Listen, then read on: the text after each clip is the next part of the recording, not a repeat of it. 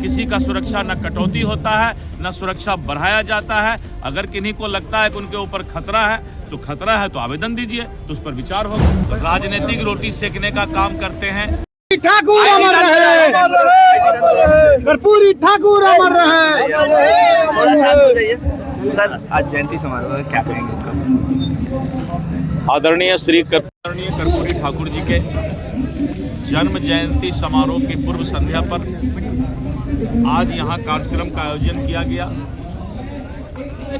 जननायक भारत रत्न कर्पूरी ठाकुर जी सामाजिक पुरोधा थे, वैचारिक क्रांति थी उनकी, और कर्पूरी ठाकुर जी ने जिस तरह पिछड़ों अति पिछड़ों के लिए, समाज के अंतिम पंक्ति में रहने वाले लोगों के लिए आरक्षण का प्रावधान किया, उनको समाज के मुख्य धारा से जोड़ने का प्रयास किया। आज उनकी इस वैचारिक क्रांति को लेकर के एनडीए सरकार आगे बढ़ रही है। महिलाओं का सशक्तिकरण, पिछड़ों अति पिछड़ों का सशक्तिकरण और उनको आगे बढ़ाने का काम नीतीश कुमार जी और नरेंद्र मोदी जी के नेतृत्व में पूरे देश में हो रहा है।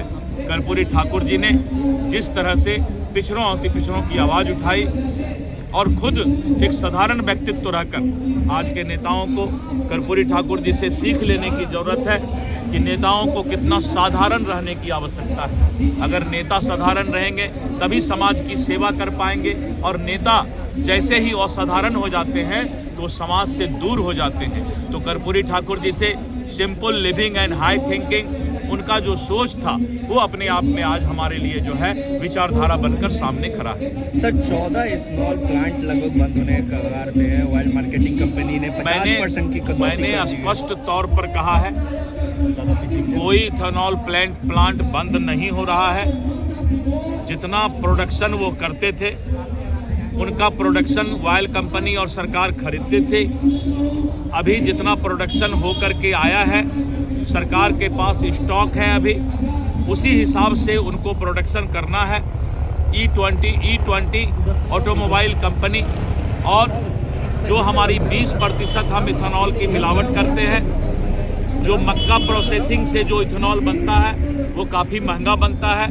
सरकार गन्ना आधारित इथेनॉल को बढ़ावा दे रही है, लेकिन जो मक्का आधारित इथेनॉल प्लांट हैं उनका भी इथेनॉल खरीद होगा और उनको भी जो है राहत दिया जाएगा। बिहार में सुरक्षा कई सिक्योरिटी हटा दिया गया है। अब नेता प्रतिपक्ष के सिक्योरिटी हटाने के बाद ये सवाल विपक्ष के द्वारा किया जा रहा है कि राजनीति हो रही है, दुश्मनी निभाई। इस पर सवाल करने वाले लोग राजनीतिक रोटी सेकने का काम करते हैं।